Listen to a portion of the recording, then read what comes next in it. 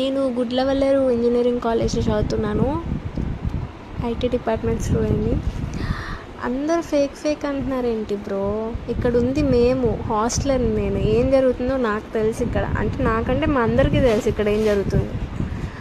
అందరూ వాళ్ళ daddy politician అయితే, పెద్ద ఉన్నోళ్ళు అయితే ఇంకా ఏమి అంత చేసినా మా డాడీ చూసుకుంటారు అంటుంది. అదంతా ఎట్లా అవుతుంది బ్రో? ఆ విజయ్ అన్న వాళ్ళ బాయ్ ఫ్రెండ్ మీద తోస్తున్నారు ఫైనల్గా అంతా. ఇంక ఈ అమ్మాయి అసలు వాడొచ్చి అమ్మాయి గెటప్ వేసుకొని వచ్చి మా వాష్రూమ్స్లో పెట్టేసి వెళ్ళాడా? ఉండాలిగా, చేసిన తనేగా. వాడు కూడా ఒప్పుకున్నాడు, ఈవెన్ తను కూడా ఒప్పుకుంది నేనే చేసా ఏంటి అంటుంది. అంత ధైర్యంగా చెప్తుంది. ఏంటన్నా ఏమవుతుంది?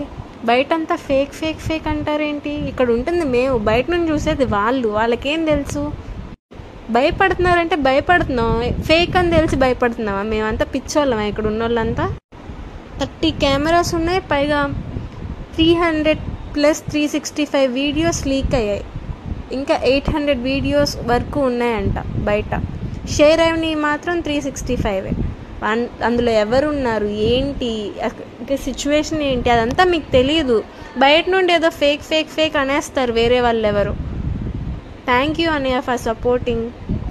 ఈ మెసేజ్ పెట్టాలనిపించింది, ఎందుకంటే నీ స్టోరీస్ చూసి నువ్వు మమ్మల్ని సపోర్ట్ చేస్తున్నావు, మాకు నచ్చింది. అందుకే ఇక్కడ ఏం అర్థం కావట్లేదు అన్నయ్య. ఇంట్లో పేరెంట్స్కి చెప్దామంటే చాలా భయం వేస్తుంది, వాళ్ళు ఎలా రియాక్ట్ అవుతారు అని. 4 years నమ్మి వచ్చాం కదా ఇక్కడికి. CEO లా సెలబ్రిటీలా చూస్తున్నారు ఇక్కడంతా. రూమ్కి కాఫీ టిఫిన్ తీసుకువెళ్ళడం, మిల్క్ తీసుకెళ్ళడం, వాటర్ అయితే టిన్ తీసుకెళ్తున్నారు రూమ్కి.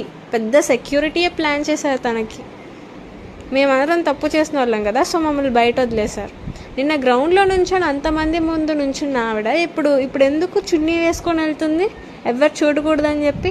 What's the reason behind that? నిన్న పోలీసులు ఏమో మా దగ్గర గ్రౌండ్లో ఏమో అతను చేసిన తప్పే, మాకు ప్రూఫ్స్ ఉన్నాయి, మేము ఇన్వెస్టిగేషన్ చేస్తామన్నారు. మళ్ళీ పర్సనల్గా లోపలికి పిలిచి ఇదంతా ఫేక్, ఒక రూమర్ అంటారేంటి? అంటే ఒక 5 minutesకి వాళ్ళ డిస్కషన్లో మొత్తం చేంజ్ అయిపోయిందా?